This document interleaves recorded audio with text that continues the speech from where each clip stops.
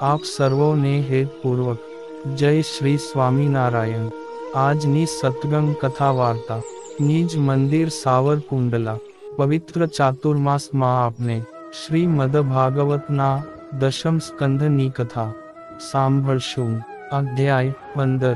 શ્રી શુકદેવજી બોલ્યા, હે કુરુવંશી રાજા, પછી પૌગંડ અવસ્થામાં આવેલા તે રામકૃષ્ણ ગાયો વગેરે સર્વ પશુઓને પાળનાર તરીકે માન્ય થયા, એટલે મિત્રો સાથે ગાયો ચરાવવા લાગ્યા અને પોતાના પગલાંઓથી વૃંદાવનને અત્યંત પવિત્ર કરવા લાગ્યા। એક દિવસ શ્રીકૃષ્ણને પુષ્પોથી વ્યાપ્ત એવા વનમાં વિહાર કરવાની ઈચ્છા થઈ, તેથી પોતાનો યશ ગાતા ગોવાળિયા સાથે વાંસળી વગાડતા બળદેવજી સાથે પશુઓને હિતકારી એવા વૃંદાવનમાં તેમણે પ્રવેશ કર્યો। એ વૃંદાવન સુંદર શબ્દ કરતા ભમરા, મૃગો તથા પક્ષીઓથી વ્યાપ્ત હતું અને મોટા પુરુષના મન જેવા નિર્મળ જળવાળા સરોવરનો આશ્રય કરનારા કમળોના સુગંધી વાયુથી યુક્ત હતું। એ વૃંદાવનને જોઈ ભગવાને ત્યાં રમવાની ઈચ્છા કરી। ત્યાં દરેક સ્થળે લાલ કુંપળોની શોભા સાથે ફળફૂલોના ઘણા ભારથી પોતાના પગનો સ્પર્શ કરતી ડાળીઓવાળા વૃક્ષોને જોઈ આદિ પુરુષ શ્રીકૃષ્ણ જાણે આશ્ચર્ય પામતા હોય તેમ મોટા ભાઈ બળદેવજીને કહેવા લાગ્યા। શ્રી ભગવાન બોલ્યા, અહો આશ્ચર્ય! હે ઉત્તમ! આ વૃક્ષો જે પાપથી પોતાને વૃક્ષનો જન્મ પ્રાપ્ત થયો છે તેનો નાશ કરવા પોતાની ડાળીઓથી પુષ્પો તથા ફળો રૂપી પૂજા સાહિત્ય લઈને બ્રહ્માદિ મોટા દેવોએ પૂજેલા આપના ચરણ કમળને વંદન કરે છે। હે આદિ પુરુષ! આ ભમરાઓ સમગ્ર લોક માંગ તીર્થરૂપ આપનો યશ ગાતા આપનું ભજન કરે છે, તેથી મને લાગે છે કે આ ભમરાઓ ઘણું કરી આપના ભક્તોમાં મુખ્ય મુનિ ગણો જ હોવા જોઈએ કે જેઓ હે નિર્દોષ રામ, અહીં વૃંદાવન માં ગૂઢ રહેલા પોતાના ઈષ્ટદેવ આપને છોડતા નથી। હે મોટા ભાઈ બળદેવ, આ મયુરો પોતાને ઘેર આવેલા આપનું સન્માન કરવા આપની આગળ નૃત્ય કરે છે। આ મૃગલીઓ ગોપીઓની પેઠે આનંદથી આપની સામે જોઈ આપને પ્રીતિ ઉપજાવે છે, તેમજ આ કોયલો સુંદર ટહુકાર કરી આપને પ્રસન્ન કરે છે। ખરેખર આ વનવાસીઓને ધન્ય છે, કારણ કે પોતાને ઘેર આવેલા મહાપુરુષોનો સત્કાર કરવો એ સજ્જનોનો સ્વભાવ હોય છે, અને તે સ્વભાવને જ આ વનવાસીઓ હોવા છતાં અનુસરે છે, માટે તેઓને ધન્ય છે। વળી હમણાં તમારા પગના સ્પર્શવાળા આ ભૂમિ, ઘાસ અને વેલાઓને ધન્ય છે, તેમજ તમારા નખથી સ્પર્શ કરાયેલા આ વૃક્ષો તથા લતાઓને પણ ધન્ય છે। તમારા દયાળુ દ્રષ્ટિપાતથી જોવાયેલી આ નદીઓ, પહાડો, પક્ષીઓ તથા મૃગલાને પણ ધન્ય છે, અને તમારી છાતીમાં આલિંગન પામનારી ગોપીઓને પણ ધન્ય છે, કેમ કે તમારા આલિંગનને લક્ષ્મી પણ ઈચ્છે છે। શ્રી શુકદેવજી બોલ્યા, હે રાજા, એ પ્રમાણે શોભાયમાન વૃંદાવનને જોઈ પ્રસન્ન થયેલા શ્રીકૃષ્ણ પર્વતની પાસે રહેલી યમુના નદીના કિનારા પર પશુઓને ચારતા પ્રસન્ન મનથી ગોવાળિયાઓ સાથે રમતા હતા। સેવક ગોવાળિયા જેમના ચરિત્રો ગાતા હતા એવા તે માળાધારી શ્રીકૃષ્ણ કોઈ વેળાએ મદથી અંધ બનેલા ભમરાઓ ગુંજારવ કરતા ત્યારે પોતે પણ બળદેવજી સાથે ગાતા, કોઈ વેળાએ કલહંસોના શબ્દોની નકલ કરી પોતે પણ તેવા જ શબ્દો કરતા, કોઈ વેળાએ નાચતા મોરની સામે પોતે પણ મિત્રોને હસાવતા નાચતા હતા, કોઈ વેળાએ ગાયોને તથા ગોવાળોને સુંદર લાગતી મેઘ જેવી ગંભીર વાણી વડે દૂર નીકળી ગયેલા પશુઓને નામ લઈને પ્રેમથી બોલાવતા. કોઈ વેળાએ ચકોર, કૌંચ ચક્રવાક, ભરદ્વાજ તથા મયુર પક્ષીઓના શબ્દોની પાછળ તેઓના જેવા જ શબ્દો કરતા. અને કોઈ વેળાએ પશુઓની વચ્ચે વાઘ તથા સિંહથી ભય પામ્યા હોય તેવા થતા. એટલે વાઘ કે સિંહના ભયથી બધા નાસતા ત્યારે પોતે પણ તેઓ સાથે નાસતા. કોઈ વેળાએ મોટાભાઈ બળદેવજી થાકતા અને ગોવાળિયાના ખોળામાં ઓશિકું કરી સૂઈ જતા ત્યારે શ્રીકૃષ્ણ પોતે વગચંપી વગેરે કરી તેમનો થાક ઉતારતા. કોઈ વેળાએ રામકૃષ્ણ બંને પરસ્પર હાથ મિલાવી હસતા, નાચતા, ગાતા, લડતા અને ગોવાળિયાની પ્રશંસા કરતા.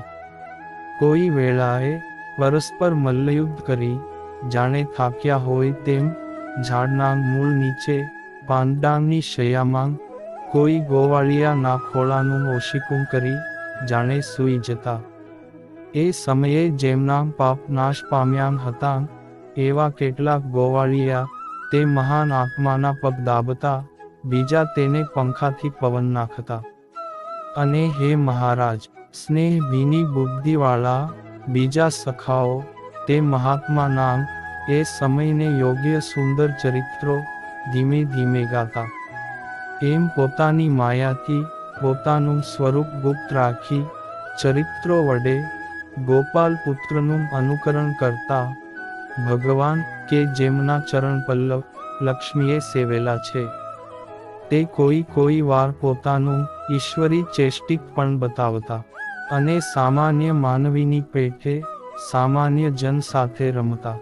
એક વેળાએ રામકૃષ્ણનો મિત્ર શ્રીદામા નામનો ગોવાળિયો અને બીજા સુબલ, સ્તોપ તથા કૃષ્ણ નામના ગોવાળિયા પ્રેમથી આ પ્રમાણે કહેવા લાગ્યા, હે મોટી ભુજાવાળા બળરામ, દુષ્ટોનો નાશ કરનારા કૃષ્ણ, અહીંથી નજીકમાં તાડના વૃક્ષોની પંક્તિઓથી વ્યાપ્ત ઘણું મોટું એક વન આવેલું છે.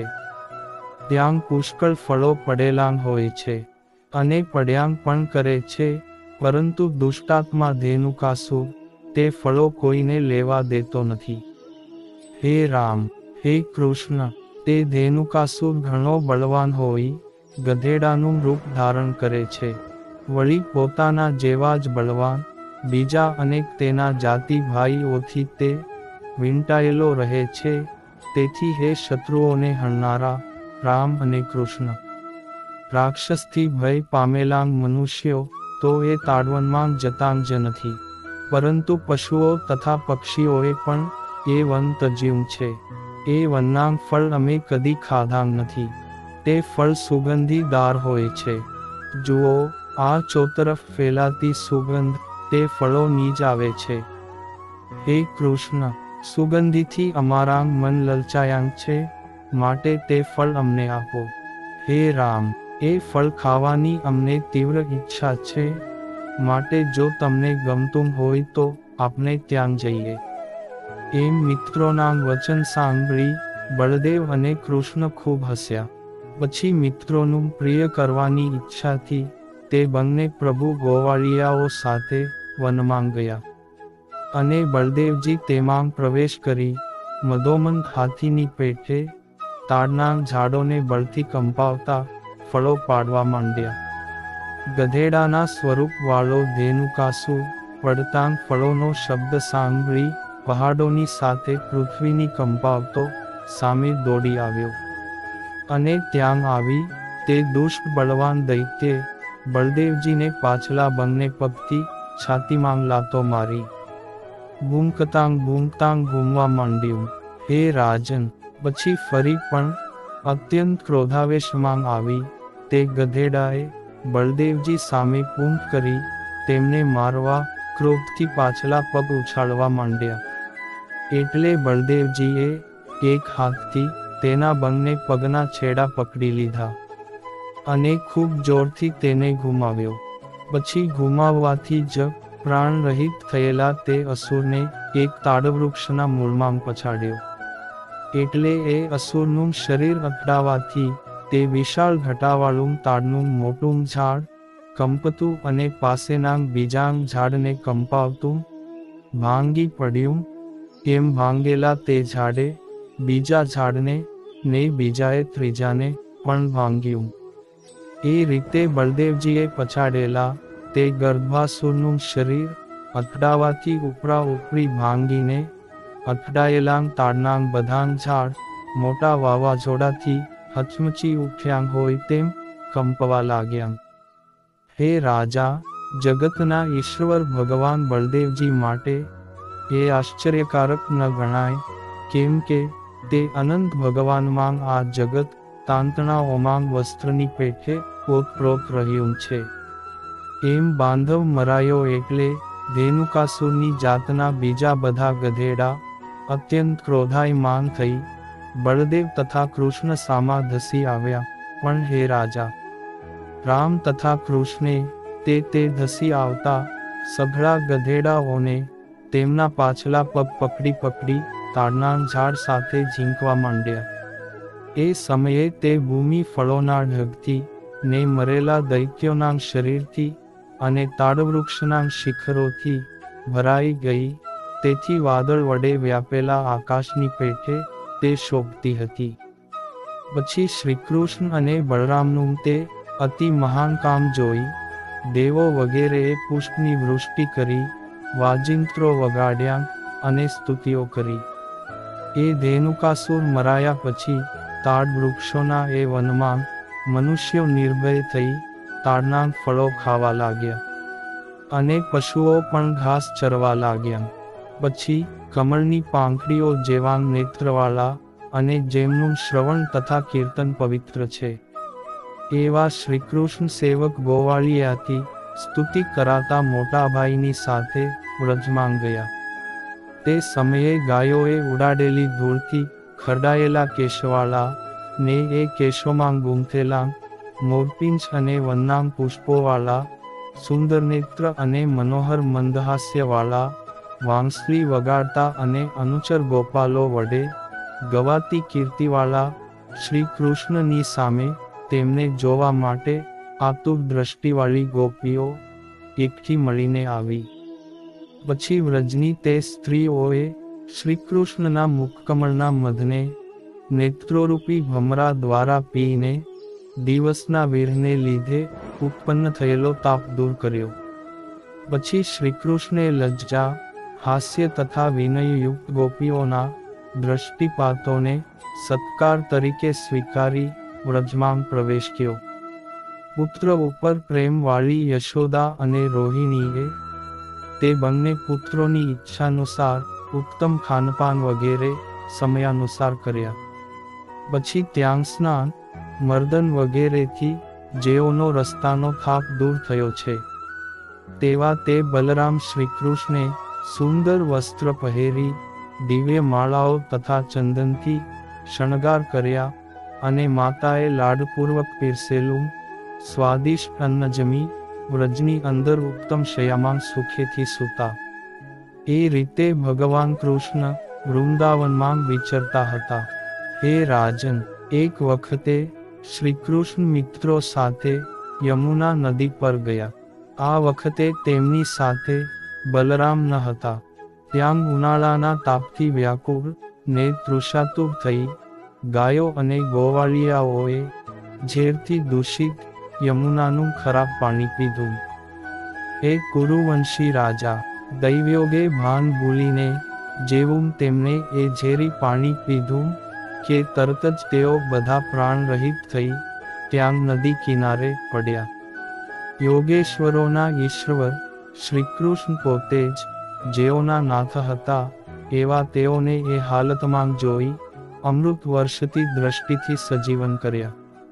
પછી તરત ભાનમાં આવી તેઓ નદી કિનારેથી ઊભા થયા અને અત્યંત આશ્ચર્ય પામી સઘળા એકબીજાની સામે જોવા લાગ્યા.